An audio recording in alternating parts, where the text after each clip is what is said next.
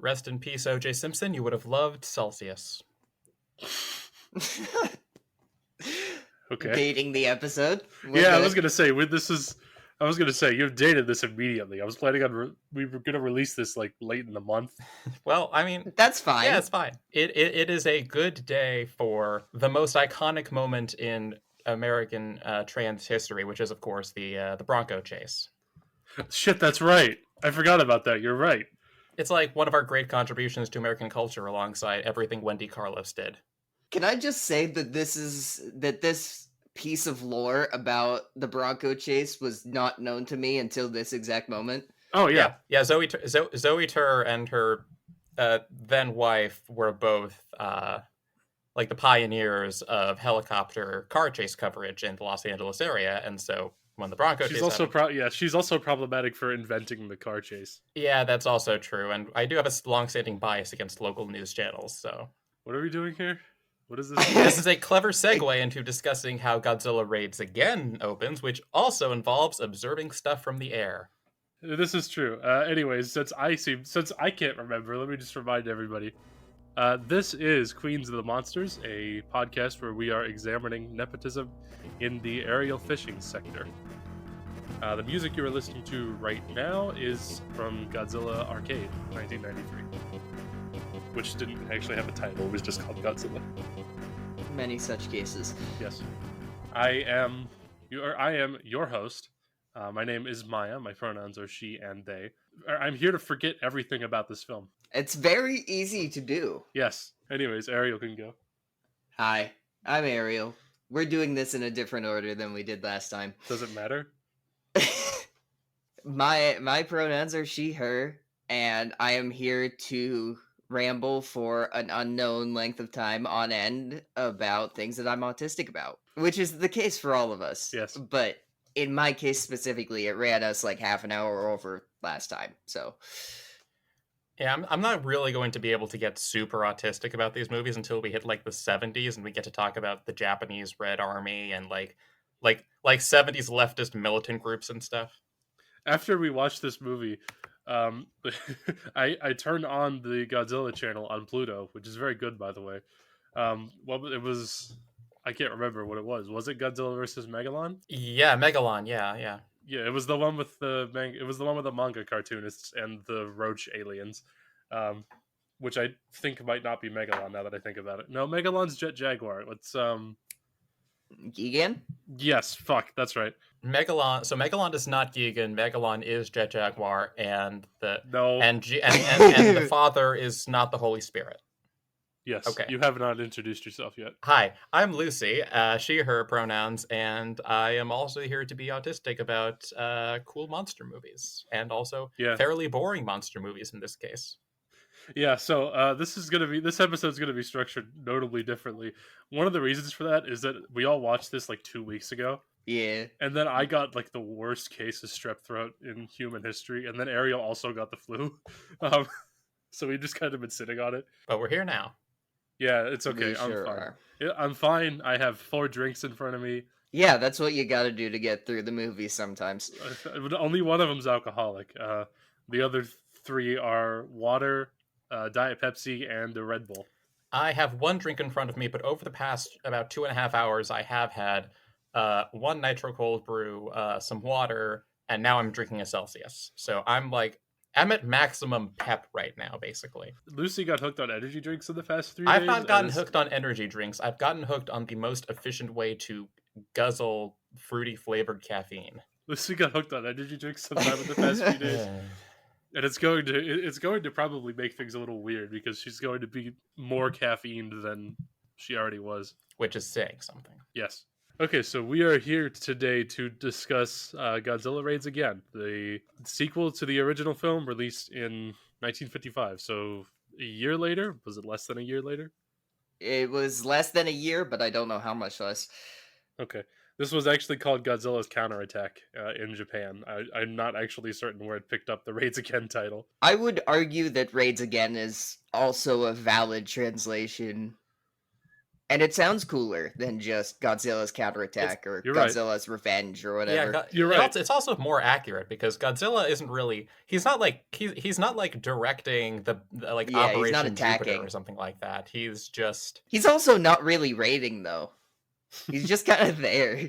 he raids what is it? He raids Osaka, right? Yes. I mean, he destroys Osaka, but not deliberately. We'll get there. Yeah, so let's see. Yeah, this was April 24th, 1955. Godzilla 1954 was November 1954, and this was April 1955. That's no time at all, Jesus. That's like a 6-month turnaround. Yeah, yeah, that's Jesus. Which also explains one of the most baffling parts of the entire movie, if I'm being honest. It explains most of the baffling things about this movie. Notably that they had no money. This film was created on half the budget and certainly less than half the timeline of the first film. That actually does surprise me because like I don't really think that the quality of the effects or anything like that have particularly like there are parts where like they have clearly like amped up some of the visuals that they can actually show here, but it was on half the budget. Like they have it's like pretty much mostly a new cast, so I guess they were probably working with different people anyway. It's also 10 minutes shorter. I don't really think that affects it, but it is. No, you could probably miss 15 more minutes of this movie, honestly. I can't remember. Oh god, I don't remember so many things from this film, but it's going to bother me. Well, we've already made our stance on this film clear. Have we? I I think so. I think it's pretty evident. Yeah, this the thing about this is like I went into this with the opinion that I had read numerous times online, which is that an opinion on this was polarizing. And then I watched it, and then all of us watched it, and all of us walked out with the same opinion. And now I'm kind of confused why it's viewed as polarizing, because it's just not very good. Yeah, I mean, polarizing, divisive. That's what you say when you don't want to say it's bad. Okay. But yeah, I didn't know what to expect going into this film because like I have this weird thing in my head where I kind of view the Showa era of Godzilla as two separate things. Like you have the original film, which is, this really, really heavy, somber art piece. And then you have like Megalon. That's just the goofy, campy bullshit. And Raids Again kind of felt into a blind spot for me. I didn't know if it was going to be like cast from the same mold as the original, or if it was going to be a prototype of what we'd see after, or if it was just going to be a shallow cash grab. And it turned out that it was the latter. But see, the thing is, I think with the Showa films, it's kind of like a sliding scale, except for a couple of hiccups. Because like after this movie, you get to like Mothra and Ghidorah, which are both important and not overly goofy. But then you get then you get into like Invasion of Astro Monster and Son of Godzilla, which were they were a year apart or 2 years apart. Anyway, we have like 4 more films before it gets really stupid. This is the problem with monarchy, because you wind up defining your eras just like over these really long periods of time, and you can't really separate them out into a more coherent fashion if you're just judging it based on the reign of the dude who happened to be alive at the time. But the funniest part is that the eras of this film franchise don't actually line up with the reign of the monarchs. What's even the point then? Question. This is the only one where all of the films released at least happen to have been. All of these films were released during the reign of Emperor Showa. The problem is, of course, some of the films from the Heisei era were also released during the reign of Emperor Showa. Can you imagine if we did the James Bond movies like this, where you just go on Wikipedia and every single one is in the Elizabethan era?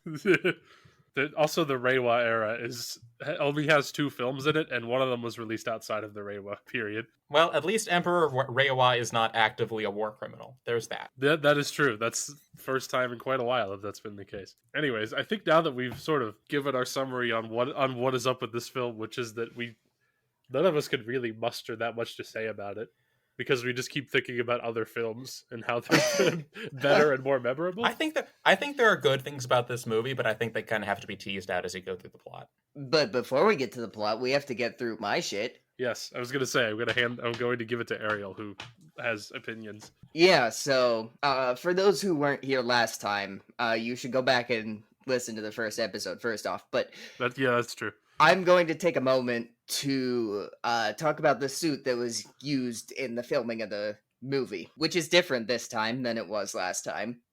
Later on, we'll see stretches of like 3 or 4 films that use the same suit, but for the first few films, they each have their own bespoke suits. Um, this one is called Gyakushu Goji from Gyakushu, which is counterattack, as we established. That's the name of the film in Japanese. It was made from the same materials as the original suit, which is to say rubber and plaster and cotton, but it's way, way smaller. I don't remember the exact figure, but Shodai Goji was very, very heavy, which dictated a lot of how the suit moved. That probably explains why the budget is halved. The original Shodai Goji was this sort of clumsy lumbering thing because it was just too heavy to maneuver in. And since we see this Godzilla maneuvering a lot more and doing a lot more stuff and a lot more action, they had to make him a lot smaller, which leads to him having a bit of a draft neck, and he's one of the most humanoid suits. I think we'll see suits go back and forth from sort of hunched over to sort of upright, but this one is just like built around an upright human. This is just a guy with scales. He's long as fuck. I didn't think I had paid attention to the full body shot of him, but he's long as fuck. From certain angles, the head looks a lot like the Shodai head. And the design characteristics are kind of taken from Shodai, but they look a lot worse because the suit in general looks a lot worse. One thing I forgot to mention last time was, or maybe it got cut, I don't remember, but the dorsal fins are really jagged and uneven on that suit, and that's also the case here. Starting with the next film, they'll become a lot more consistent and symmetrical, but for now they're very, very uneven, and I like that look a lot. I mean, I kind of like them when they look rubbery. I think it's cool. He do be made of rubber. That is true, yes. Just like was the case last time, there's a separate puppet that is from the shoulders up and has arms for like close-up shots and like facial articulation and stuff. But this puppet has the gnarliest teeth I have ever seen. It looks insane. They're really jagged and they point way outwards. He's snaggletooth. He's really snaggletooth. Very, very snaggletooth, which I think is an interesting design characteristic. It's kind of weird that they didn't do it for the main suit, but you know, I think it's kind of neat. And this suit is so bad and so infamous that they made a whole damn analog horror out of just how freaky it looks. Oh yeah, that was this one. I mean, there's also just a fair amount of shitposts from head-on angles of it because it doesn't look very good. One thing of note is that there's the name Gyakushu Goji technically refers to 2 suits because they made a new one and then shipped it to the US for a film that didn't get made. Right. I don't know what's up with that. I do have a note on it that apparently there was at one point intended to be an American adaptation where they would film new footage alongside original effects shots, like turning Zoo Ranger into Power Rangers. This was a Warner Brothers undertaking, but then they ran out of money and just dubbed the Japanese film and changed Godzilla's name in order to sell the movie better. Which is a whole other thing. We'll get to that later. We'll get to that quite a bit later because I haven't seen it, but the poster art for it is cool. That's all I have on Goji, but I'd like to take a brief moment to talk about Anguirus of my beloved Anguirus. Of course, this is the first non-Godzilla monster we have, so I think he deserves a little bit of a spotlight. I'm probably not gonna give every single suit for every single monster this kind of treatment, but, you know, he's the first. They made him more or less the same way they did the original Godzilla suit, which is to say they made a clay prototype, and then they sculpted the suit based on that. And they also had a separate head puppet for facial expressions, which we will see used during a pivotal fight scene, and I love him. When he just, like, shakes his head over and over, like 4 times. Shodai Goji is iconic. It's one of the fan favorite designs of the character, but I don't think Anguirus holds up the same way. It feels a lot like just the later design but worse. Whereas a lot of the Godzilla suits are completely separate interpretations of the character and they each stand on their own merits. I don't think that's the case for Anguirus. They just kind of made him an ankylosaurus as well. Fuck. Yeah. Hard to pronounce this. Ankylosaurus? Ankylo. Notably, Anguirus's spikes were made of paper, That scans. which That really scans. there's the one noteworthy thing about Anguirus in this film, and it's the main reason I'm talking about this suit at all, is that the original design concept had the carapace, the shell on his back, split down the middle like the wings of a beetle. I don't like that. That's kind of cool, though. That would be that's not at all dinosaurish, but that's cool as hell. They ended up cutting the concept and fusing the two halves together because they didn't sit flat and they folded up when they weren't supposed to. However, the main part of the main fight scene, like the very beginning when they first make landfall, was shot using the original version of the suit. So you could see brief little moments of the split carapace in the final film, and also in promotional material and such. I'll say this about Anguirus. He really gives me the vibe of those the Topps dinosaur attacks trading cards, where like where it's like all the dinosaurs came from like hell to attack Earth, and like all of like they're all ludicrously supersized and monstrous and stuff like that. And there's like I think there's one bit where like there's a stegosaurus or something that's like that's like destroying St. Basil's Cathedral, and like it reminds me of that. This is just Mars Attack, but with dinosaurs. Yeah, which is why it's awesome. I mean, yeah, you're right. It's such a fucking pity that they never made like a dinosaurs attack movie with the same sort of energy, because I feel like that would have ruled. Anguirus gets featured in a few more films down the line. Not really enough of them, but he is very cool. Yeah. He's kind of a friend. Like he will team up with Godzilla. Yeah, he becomes a friend, like an actual friend. But that doesn't happen in this film. And technically, this incarnation of Anguirus isn't considered the same incarnation. This much is just hair splitting. It doesn't really matter. But that's all I had to say. So we can go on to the rest of it now.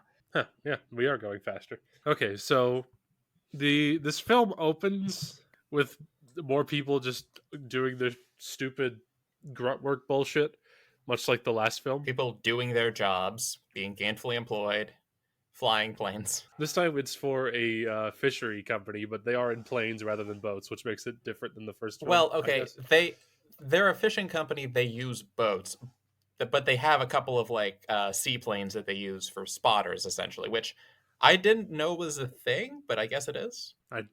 I have no fucking idea. It feels like cheating. I'm going to be honest. It feels like you're cheating at fishing here. This is like using a fish finder, but in 1955. Yeah, 1955's version of the fish finder is a dude in a surplus seaplane that was definitely purchased from the U.S. Navy. We also have another island that doesn't exist. Yep. To be fair, Japan has a lot of islands. I feel like you can get away with making up some more. All of which are governed by the city government of Tokyo. All of them, yes. Yes.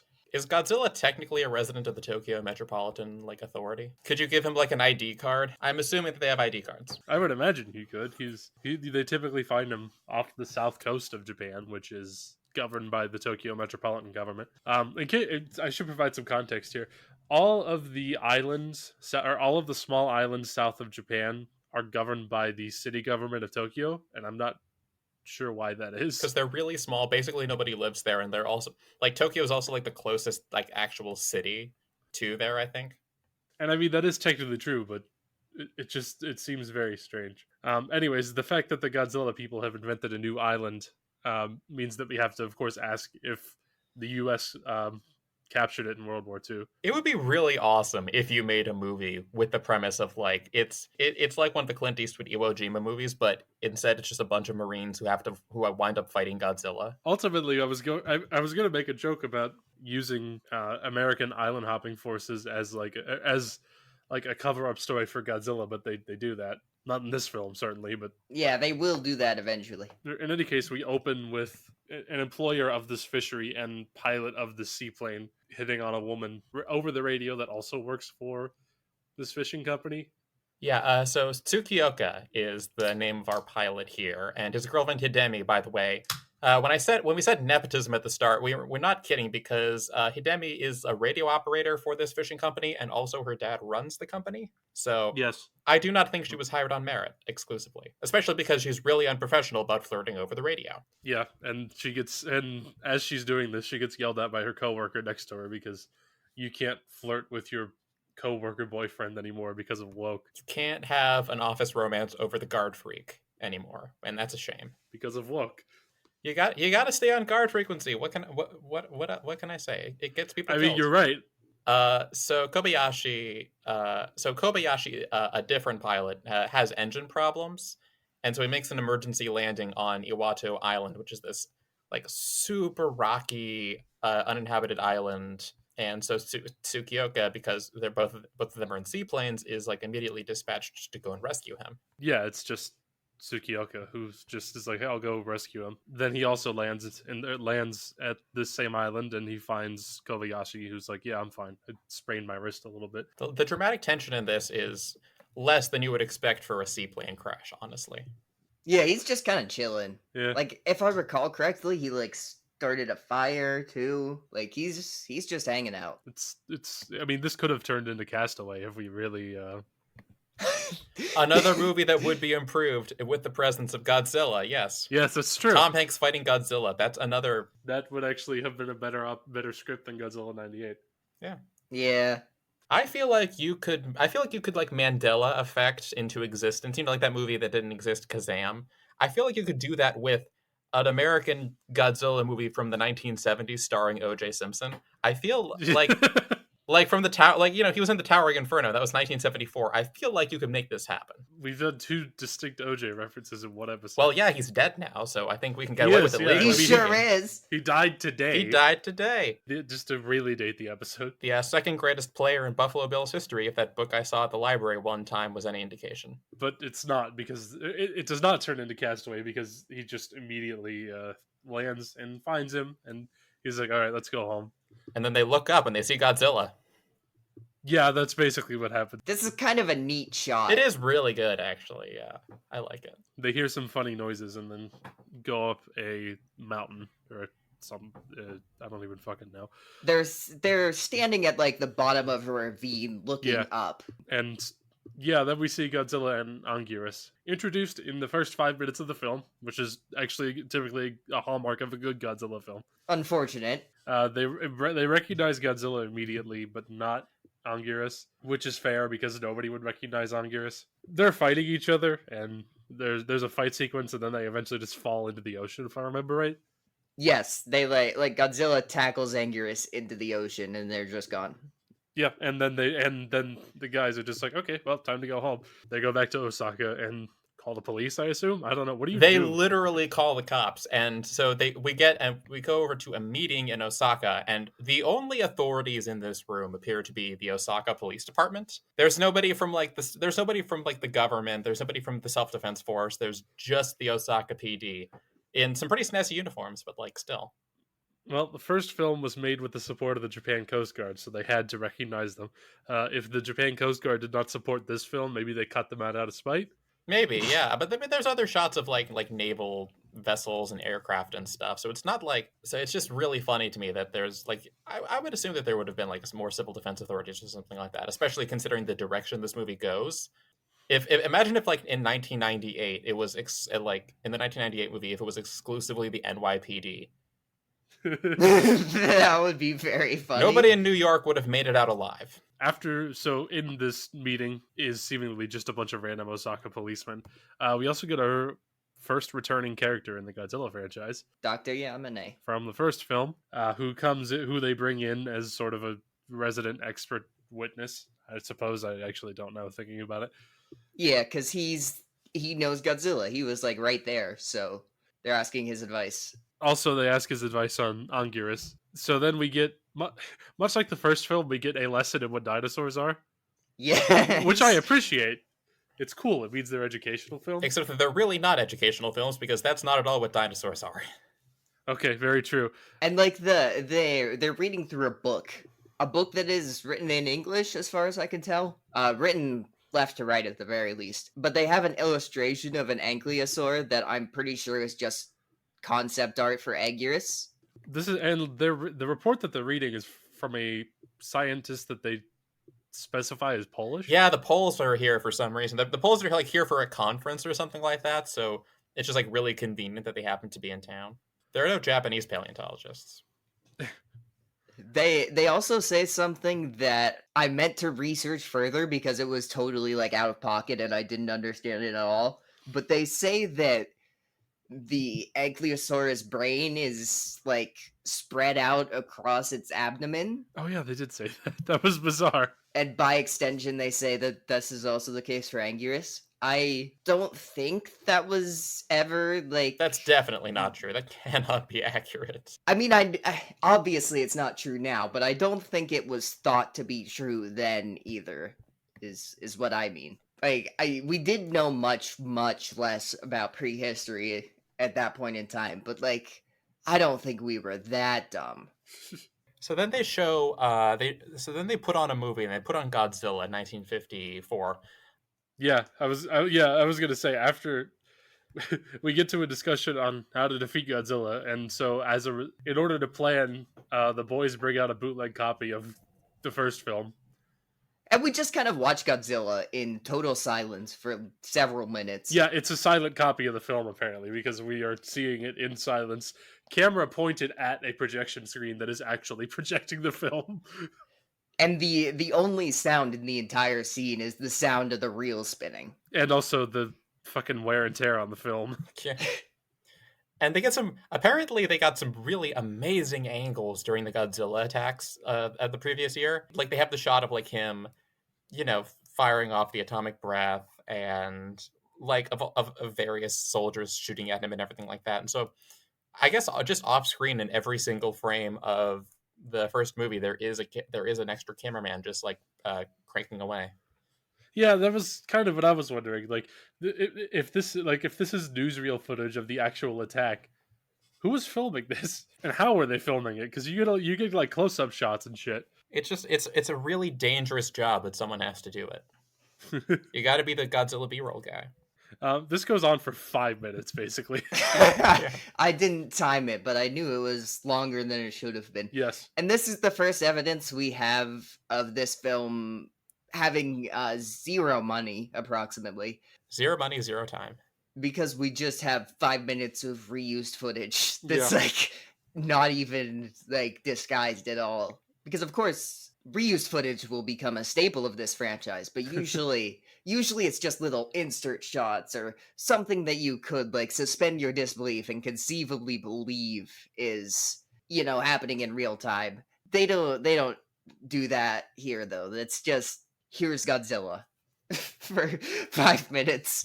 And after we do this, Dr. Yamane is like, "Yeah, sorry, there's no way to defeat this guy." The only way we knew how was developed by a guy who's dead now. Yeah, the Oxygen Destroyer doesn't get mentioned in other films that often, which I know this is the second film, but it's at least interesting to see it again.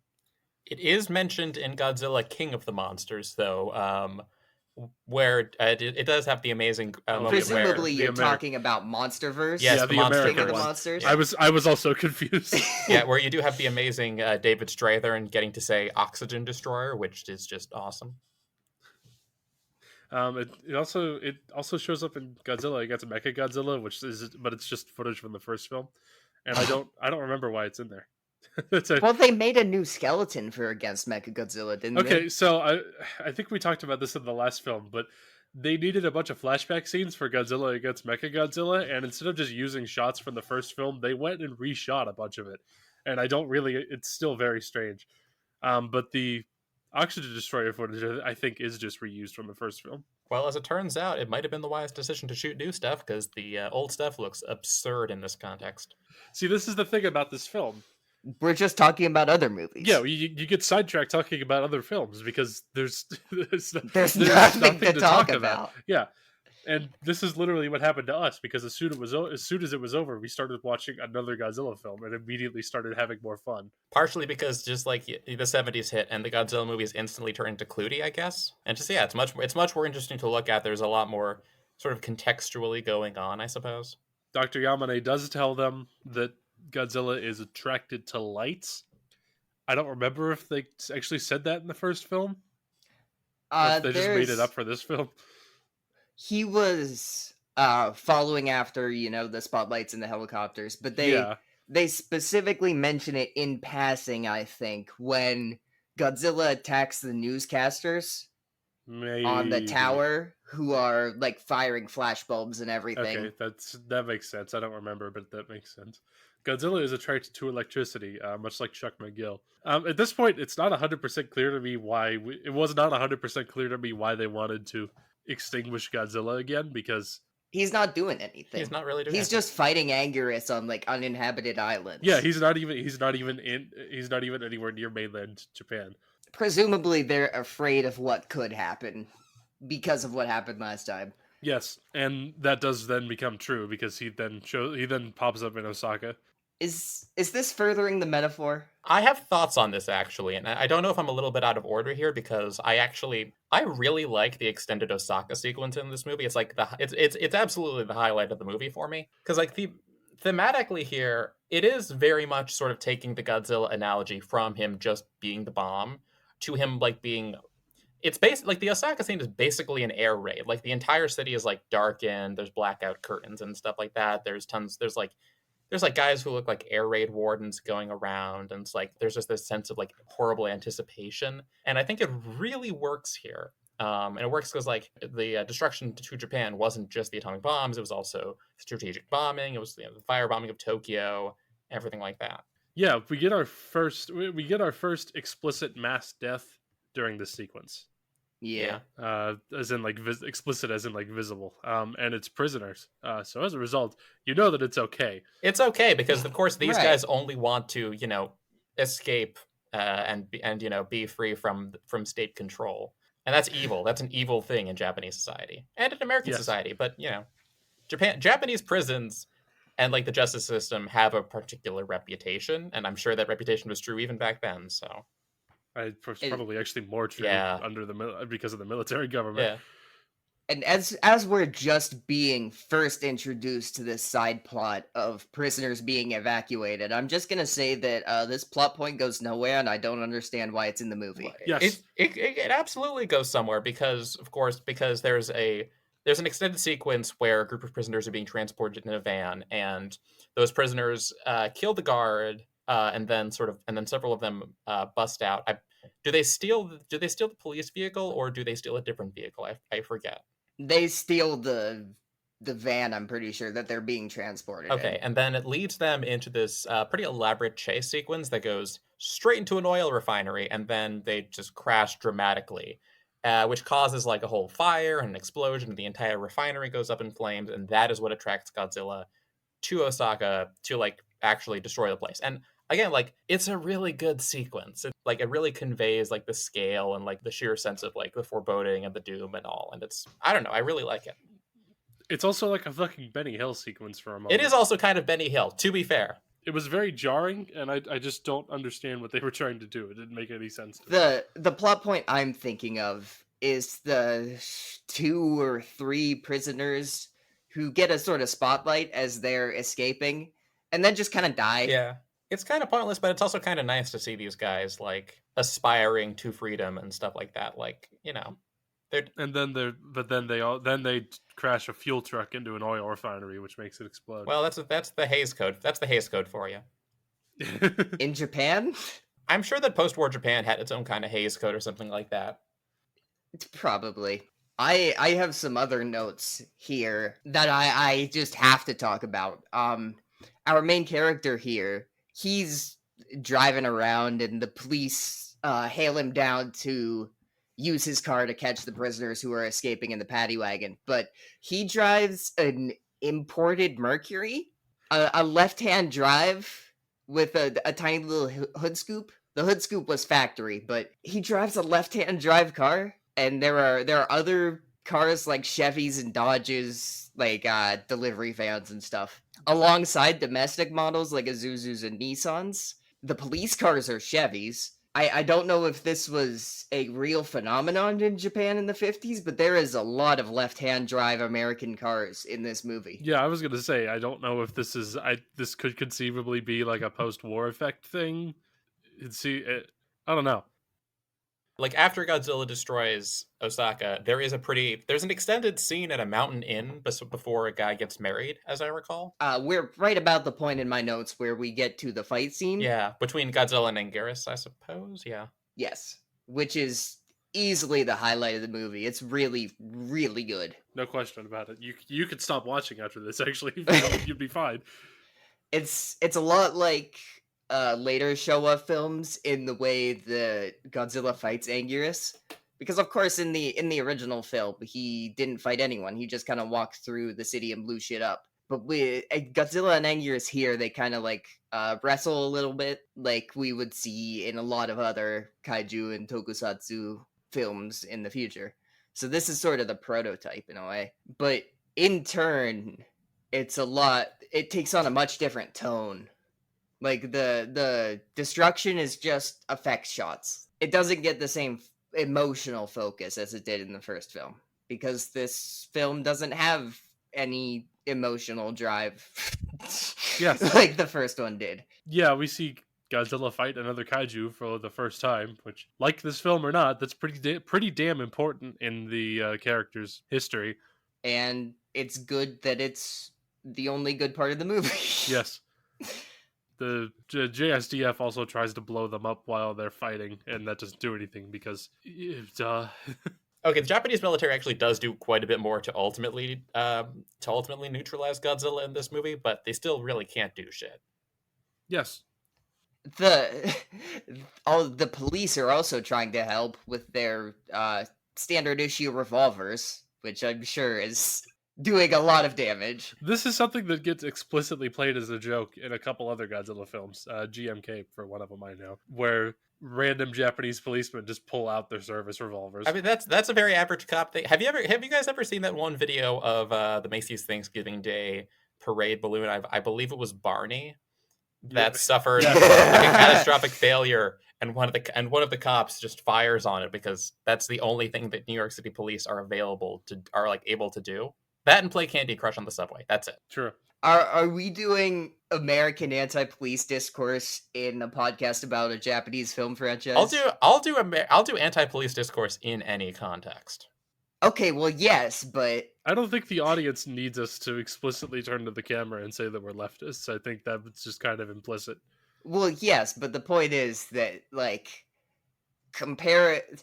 All cops are bad. All cops are bastards. But I feel like it's probably not fair to compare American bastards to Japanese bastards. I will. No, I will. The Japanese justice system is just as terrible as America's. It's just that our cops are like far deadlier. Yeah, I would argue the Japanese justice system as a whole is quite a bit worse because of how their post-arrest prosecution and court systems work. Yeah. But regardless, it's a lot easier to find someone innocent, even when they probably definitely did it, because murder is legal in the state of California.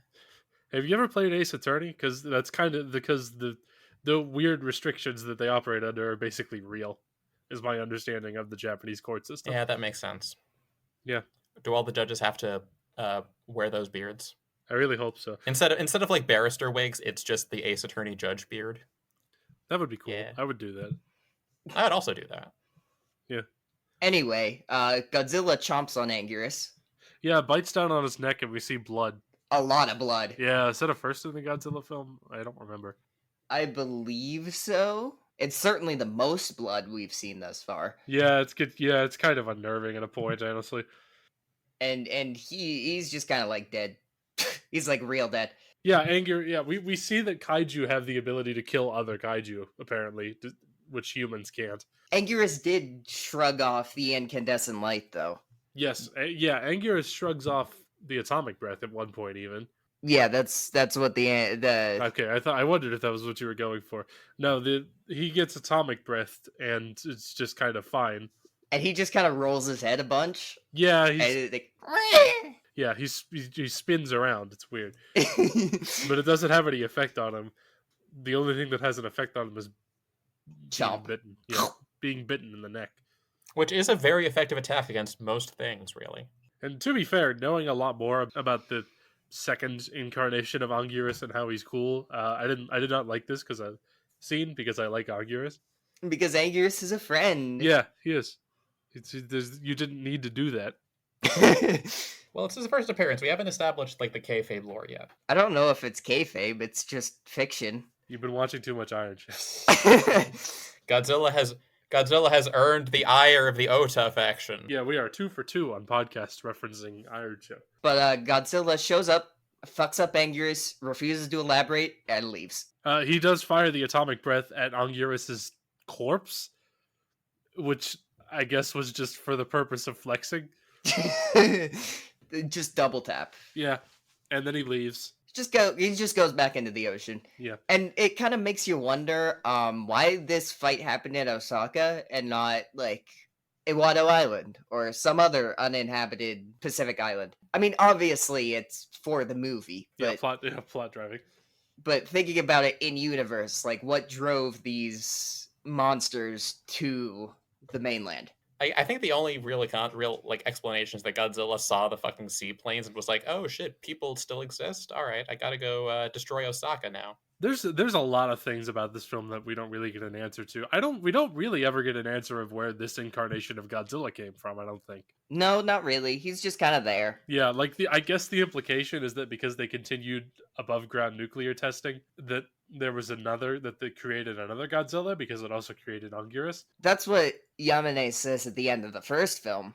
Yeah, as far as I am aware, the crew that wrote the original Godzilla as the big metaphor against nuclear weapons expected this film to be viewed so profoundly that we would actually stop above ground nuclear testing, and they were surprised when we didn't. I said this in the first episode, but that is a Fraggle Rock ass reason to do something. Now, to be fair, we have a different set of writers and a different director this time around, so the metaphor doesn't work as good. The metaphor doesn't even really exist. It just kind of serves as nuclear weapons bad, which I guess is how they tie it to the first film. Yeah, I mean, I don't think there really is much of a tie to the first film in terms of the metaphor. Like you said, there's no metaphor. It's just Godzilla destroys shit. Yeah. After he leaves Osaka, our 2 seaplane pilots, Kobayashi and Tsukioka, they find their workplace has been destroyed, which is unfortunate. There's a lot of discussion about fishing canneries in this film. Yeah, the company ultimately does have to relocate to Hokkaido because of the destruction of Osaka. I'm really glad that the fishing company is doing okay. You know. Yeah, true. And then there's sort of a time skip where the two of them go to Hokkaido and work at the plant there or whatever. And now it's winter. Also, quite notably, this implies that whenever Godzilla left, they just kind of stopped caring. They just kind of left. Yeah, which I guess makes sense because he didn't come back in the interim. He didn't come back at all. That was the only time he surfaced in mainland Japan.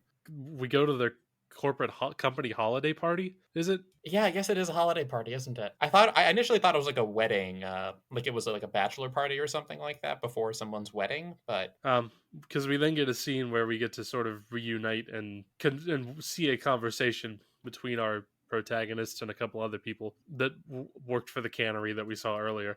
And I have to admit, as absolutely empty nothing burger as this human drama is, the characters do have really good chemistry with each other. The actors aren't like bad or anything like that. It's just a very forgettable story in the middle of all this action. There's also barely anything to it. Like there's so little in the way of human drama. I mean, we've barely even been introduced to it in the film yet, and it's going to be the focus of the last, 30 minutes or whatever. Of the third act, presumably because they had run out of monster budget by this point. Yeah. And we will see how that manifests in the climax. They find out that one of the company's ships has disappeared, or has been sunk, whatever, I forget. And the two of them immediately blame Godzilla. I mean, that's pretty fair, given his track record at this point. likely thing for him to be doing. And then one of the guys, I forget which one, immediately goes and gets into his plane to go stare at the coast to look for Godzilla. Yeah. Again, it's not, I don't get it. And then of course, because it's a plot device, he then finds Godzilla on a third remote island. He's just kind of hanging out. Yes. He's not doing anything. He's Yeah. just chilling. This time he's on an island that's icy. It's cold. Yes. That's not the first time that'll happen, and that's not the last time it'll happen in the Godzilla franchise. They report it to the JSDF and then keep watch. I forget how they did that, but once the JSDF then arrives, which is interesting because this island isn't actually established to be Japanese territory. It could very well have been sovereign waters. That's never stopped Japan before. Okay, so they are actually they are in northern Japan. Oh yeah, because they were in Hokkaido. It's called Kamiko Island is actually like where Yes. they are, because we love just making up new you can't just be on Hokkaido or something like that. He has to be on a completely new island that also kind of reminds me of the original Iwato Island, but Yeah, I was gonna say I didn't register at all that these were two different islands until we were talking about them here. I thought they were the same they've island. both got mountains, and one's got snow on some of those mountains, and that's the main difference. This is this island exists in a sea that is actually between the Kamchatka and Hokkaido. So this very well could be disputed geopolitical territory, which would be bad for the JSDF. Now the Red Army probably could have taken on Godzilla a lot more effectively, I would say. Probably, yeah. But the snow actually does come into this plot, because that is ultimately that is more or less what the Japanese military ultimately decides as their plan, is to just like throw rocks and snow at the Godzilla until he eventually gets covered. Yeah, we see this. So what happens is we get our big emotional scene, which just kind of comes out of nowhere. One of the pilot guys, Kobayashi, yeah, he tries to dive bomb himself into Godzilla because he thinks Godzilla is getting away from the JSDF. He thinks he's leaving the island, so he tries to dive bomb into him, fails, and gets atomic breath, which causes his plane to crash into some of the mountains on the island. And this is played as our big emotional moment because they set up the love story that's going on here previously, and we skipped over it because it doesn't matter. But in the scene previous where they're in the radio headquarters, he is kind of pussyfooting around, having a crush on someone, and he sets down his diary and then he leaves. And the girl, whose name I forget, picks up the diary and reads it and sees a picture of herself. The girl reading this. Yes. And so that's where the love story comes from, because she's the radio operator, he's the pilot. This causes Tsukioka to come up with his grand master plan to defeat Godzilla, which is to bury him in rubble. Snow. By the way, yeah, whatever. By the way, the actor who plays Kobayashi, Minoru Chiaki, he was in 11 Kurosawa movies. He was in Rashomon. He was in Seven Samurai. He was in Throne of Blood and The Hidden Fortress. He was one of the Seven Samurai, apparently. He was in Rashomon? Jesus Christ, I've seen him in that case. I didn't know that. I mean, I don't recall seeing it that way, but you never know. It's just, this is a Simpsons joke. You've stolen this joke from The Simpsons. I have not stolen this joke from The Simpsons. That's completely... Fair enough. I didn't realize. It just seemed like the most obvious joke to make about Rashomon.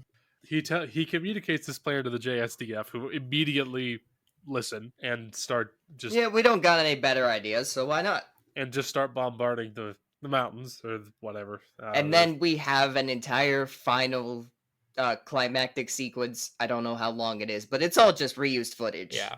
For basically the entire duration. And, well, okay, after only succeeding to bury him up to his waist, JISDF needs to refuel their planes, so they just fly back and leave Godzilla standing there, stuck in waist deep snow and rock. Yes, and in order to dissuade him from leaving, because they apparently assume this isn't going to work, they put a bunch of barrels of gasoline and set them on fire on the outskirts of the island. I'm not really sure what that was about. Like to box him in, I guess, because like they seem to think that he can't just walk through the fire. Yeah, the planes return. Tsukioka is flying one, which is fucking nuts because he's a seaplane pilot. Yeah, they put him in a fighter plane. They Yeah. put him in a fighter. They put him in a fighter In a jet. jet aircraft. And they specifically say that this is a difficult bombing run due to the mountainous terrain, because they have to swoop down in, drop the bombs on the side of the mountain so it rolls down, and then get up out. So like they've established that this is It is like beat for beat. this is the Death Star trench It is run. beat for beat Top Gun Maverick. Is like you have to hit the bomb exactly on the target, Miles Teller. Oh, that's true. I remember that. That's just Star Wars. That's the only scene I've seen from Top Gun Maverick. It's a better movie than this one. Yeah. Better romance. They keep shooting at the mountains, hills, whatever. Some of the fighter planes get destroyed by atomic breath because, what else does Godzilla really have? He kind of can't move. But then Godzilla gets completely buried in ice and rock. He's still alive, mind you, but they consider this a done deal. And the movie ends.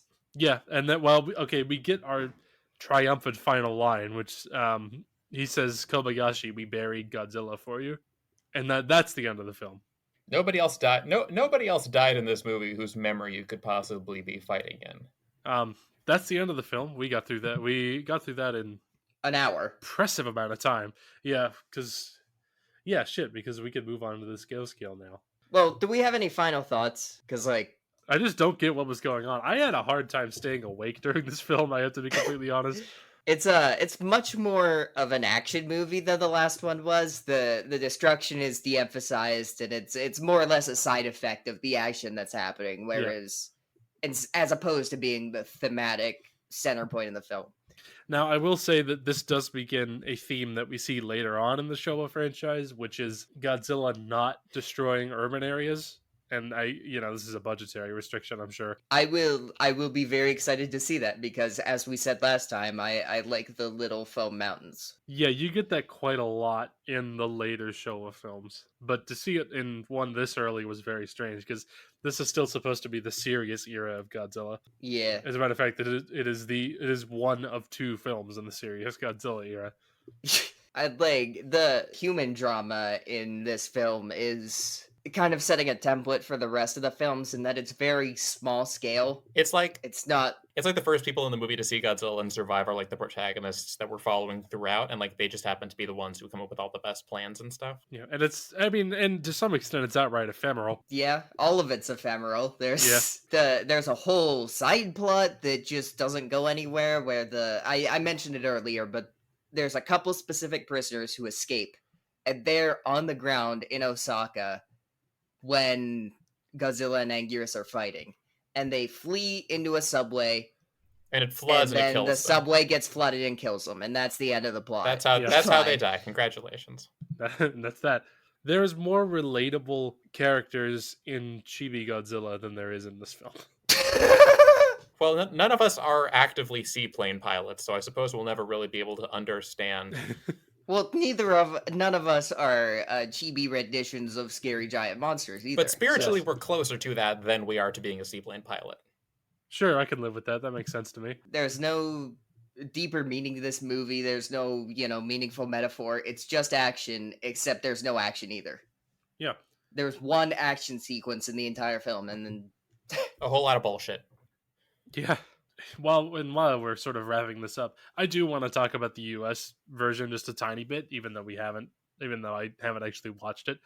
Like I said earlier, Warner Brothers executives had the idea to turn this into a completely different film, which did not pan out. They just released a dubbed version of this film, but they retitled it and renamed Godzilla so that it appeared to be a completely different monster. The English version of this is called Gigantus, and that's the name of Godzilla. Gigantus, the fire monster. Yes. Yeah, and also the fire monster is kind of a non sequitur because he doesn't breathe fire, but never mind. He does in 1998. Yeah, we'll get to that. The only problem with this, the only problem with how bizarre this is that the artwork for it's really fucking good. Yeah, the US artwork, but especially the UK artwork is really fucking good. Yeah, where it got released under the same title. If you found us through social media, you may have seen that poster because I used it as a background for our logos at various points. Yeah. So with that, unless anybody else has any thoughts, we can get on to the scale. The scale. Record time. Although Ariel has to explain the revised version of it because the number one thing people told us is that we're fucking this up. The newly redesigned scale It with the makes sense help now. of Microsoft. I don't know if it makes sense, but it functions now with the help of Google Sheets doing the math for me. So each host gives it 2 scores out of 10, one for the kaiju destruction and one for the human drama. Of course, since this is a monster movie franchise, the monster action is weighted at double the value of the human drama, and those 2 ratings are averaged with the weight, and then that's converted to points, and then the points are added together to get the final score. And since we have this revised version, we might want to go over and redo Godzilla just to demonstrate. Right, exactly. So Maya gave Gojira a 10 on the monster action, a 10 out of 10, and an 8 out of 10 on the human drama, which averages out to 14 points. And then Lucy gave a 9 and a 7, which is 13 points.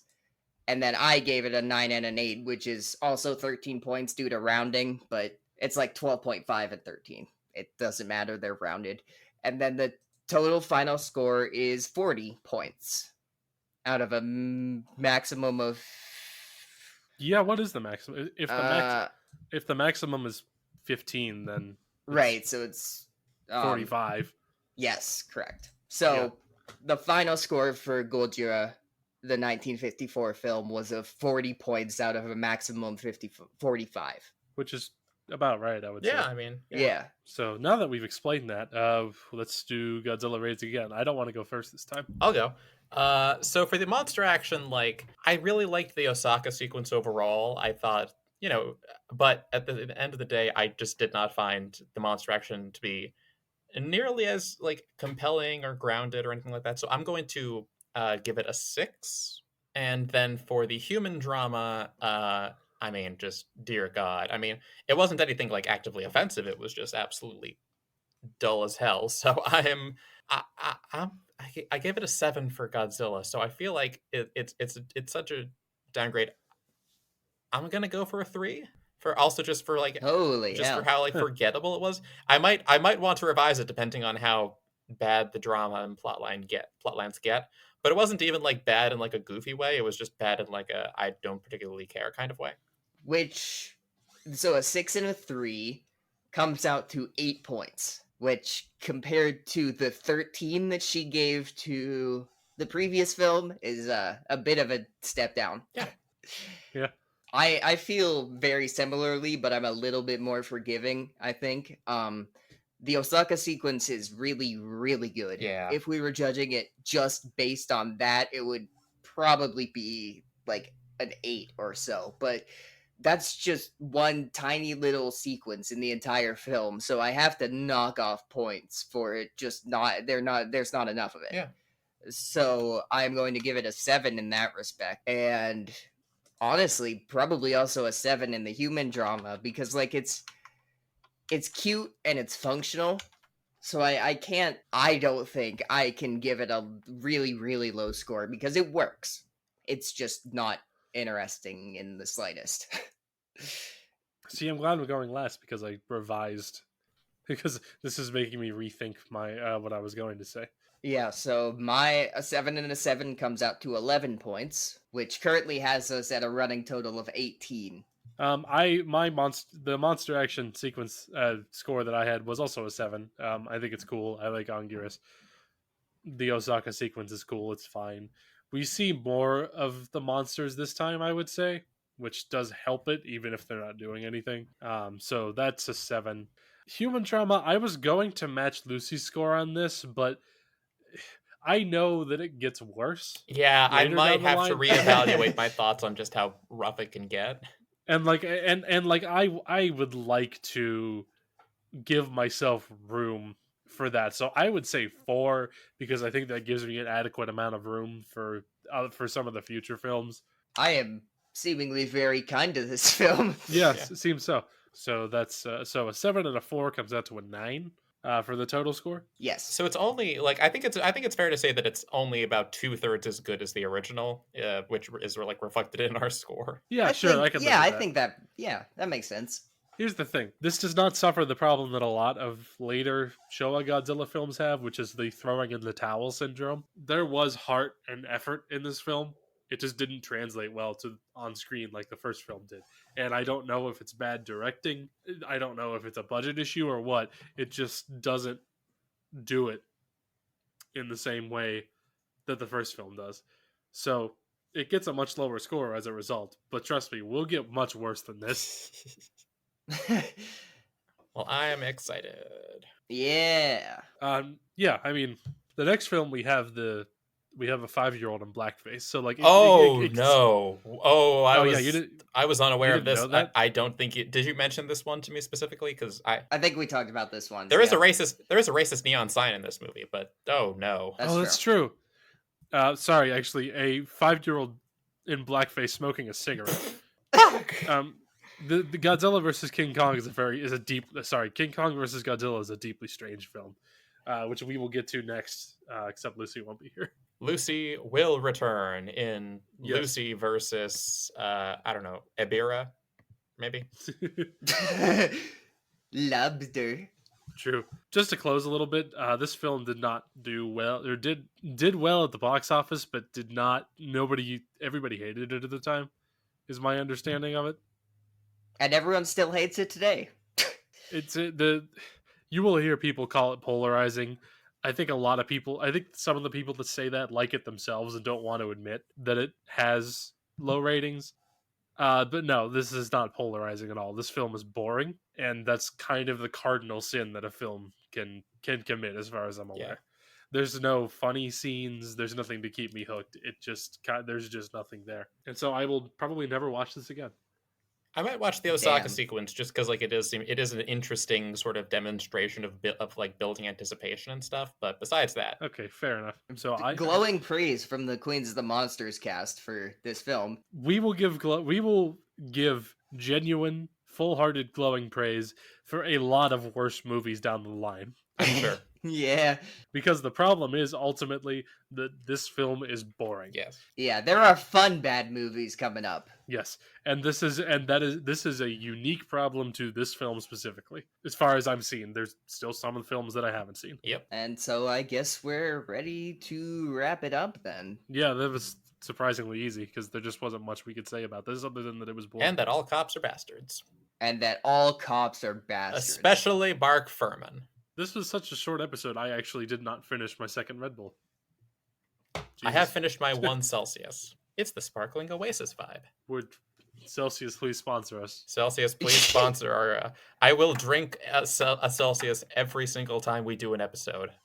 You probably are already going to do Yes. Like in Godzilla 1985 with Dr. Pepper. that. That's true. Next time we're going to talk about King Kong versus Godzilla, the crossover of the century. I think the first time that an American company has had an interest, I guess, in a Japanese Godzilla film. This is also representing a rather large hiatus in terms of releases. Yeah, I think that's the big thing. This is the last Godzilla film for 7 years, which honestly almost makes me think that the first 2 films should be in their own era, quote unquote. Yeah. I mean, I kind of do that already. Like I said at the top of the show, I consider Godzilla to be in a sort of separate realm to like Megalon or Gigan or. The gap between the Heisei films and the Millennium films is only 4 fucking years. This one's 7. So I don't know. It seems very weird the way that these films are categorized. I guess I kind of get it, but like I also I get it because it's the whole rebooting the franchise thing, but it's still weird. But yeah, we're running up against our deadline for recording here, so we should probably like wrap it up. So yeah, that was Godzilla Raids Again. It's a film that you have no reason to watch unless you are a diehard at this, and even then, you only need to watch it once. Yeah. Anybody have anything to close on? Does anybody have anything to plug other than Celsius? Celsius, Charles Barkley, come on this podcast. What the fuck? He is Charles Barkley has also been with Godzilla, so you know. Well, yes, this much is true. I mean, we're going to have some guest hosts in the next 2 episodes, but I don't know about Charles Barkley. Let's ask him. We could. Call his agent. Sure. In the meantime, this has been Queens of the Monsters. My name is Maya. I am here with Lucy and Ariel, and I don't have a witty rejoinder to close on. So I'll see you all next time for the big funny monkey movie. Monkey. Monkey.